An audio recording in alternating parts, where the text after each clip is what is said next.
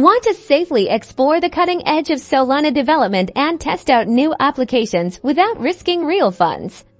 Let's dive into how to add testnet mode on your Phantom wallet. First, open up your Phantom wallet extension. Find the icon usually located in your browser's toolbar.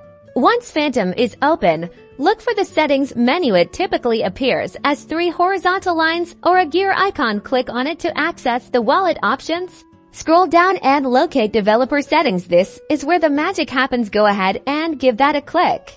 Now you'll see an option labeled something like Change Network. Clicking this will reveal a drop-down menu displaying different Solana network environments. You should now see options like Mainnet Beta, DevNet, and the one we want, Testnet. Select Testnet from the list. Congratulations! Your Phantom wallet is now connected to the Solana testnet. You can confirm this by looking at the top of your wallet interface, where it should now clearly indicate Testnet.